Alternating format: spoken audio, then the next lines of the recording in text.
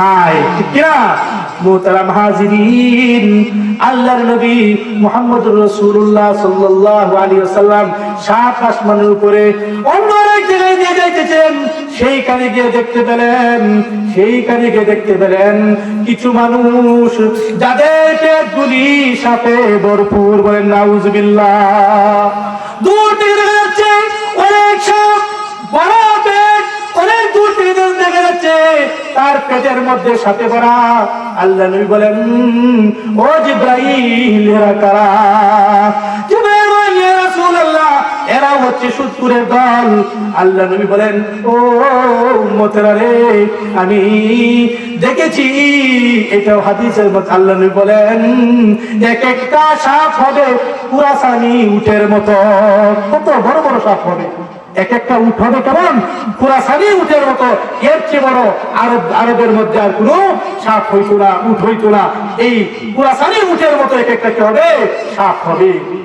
মুহতারাম হাজিরিন, দুনিয়াতে যদি আমার পেটের মধ্যে কৃমি হয়, কি হয়? কৃমি, যারা আমরা সরল ভাষায় বলি, এই কৃমি হইলে আমাদের খুব শান্তি লাগে। শান্তি লাগে গো? শান্তি লাগে না, কিচ্ছু ভালো লাগে না, খাইতে ভালো লাগে না, কোনো কিছু ভালো লাগে না।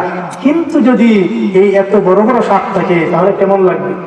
এই সাপের ব্যাপারে আল্লাহ বলেন, যদি একটা সাপ আঘাত করে একবার দংশন করে 40 বছর পর্যন্ত এর ব্যাপার থেকে যাবে, বলেন নাউজুবিল্লাহ। মুতামাদিন, আল্লাহকে সাক্ষী আমরা বলি, ও আল্লাহ তাআলা, আমরা যা ভুল করেছি, অতীতে করেছি, আর ভবিষ্যতে আমরা সুদ খাবো না, সুদখোরের সাথেও চলবো না।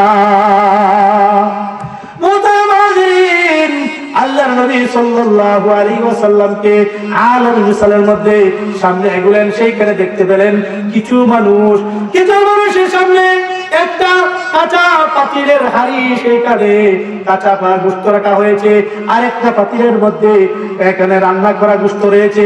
ওই মানুষগুলি কাঁচা পাতিলের গোশত খাইতেছে, পাক করা গোশত বিছিয়ে কে? আল্লাহ নবী জিজ্ঞেস করলেন, এই যে এরা কারা? আল্লাহ নবীকে জিবরাইল বললেন, ইয়া রাসূলুল্লাহ, এরা হচ্ছে দুনিয়ার ওই সমস্ত বান্দা-বান্দি যারা নিজের আমল হালাল বৈধ স্বামী-স্ত্রী থাকতে এরা পরকিয়া করতো, বলেন নাউজুবিল্লাহ। তাহলে এই যে এইগুলি আমরা অবাধে করতেছি, এর দ্বারা আমাদের শান্তি হবে? শান্তি আশা করতে পারি আমরা? কখনো শান্তি আশা করতে পারি না। এই জন্য এইগুলি থেকে আমাদেরকে বাঁচতে যেতে হবে।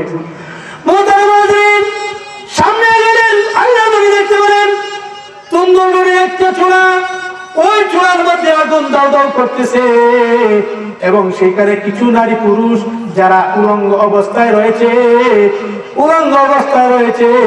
এদের লজ্জাস্থানের মধ্যে সাপ দংশন করতেছে। আল্লাহ নবী জিজ্ঞেস করলেন, ওরে জিবরাইল, এরা কারা?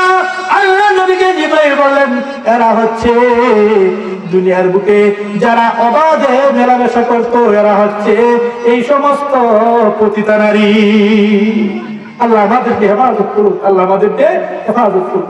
মুহতারাম হাজিরিন, এই সমস্ত জিনা ব্যভিচার করা যাবে না। আল্লাহ রাব্বুল আলামিন বলেন, ওয়ালা তাকরাবুজ জিনা ইন্নাহু কানা ফাহিশা ওয়া সাআ সাবিলা।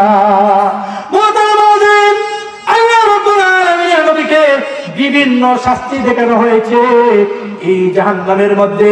সুতরাং আজকে আমরা জানতে পারলাম, সুদ খাওয়া যাবে না, ঘুষ খাওয়া যাবে না, জিনা ব্যভিচার করা যাবে না, আরো অনেক কিছু, যেহেতু লম্বা আলোচনা মুখতাসর করে দিচ্ছি।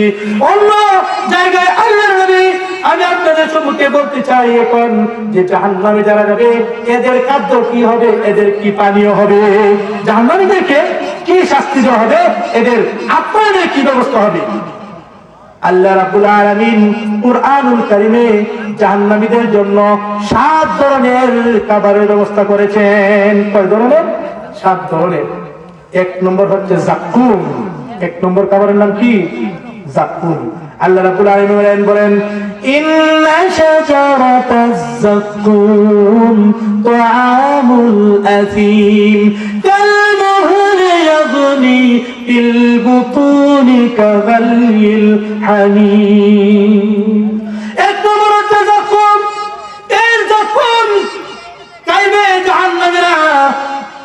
জাক্কুম তাদেরকে দেওয়া হবে।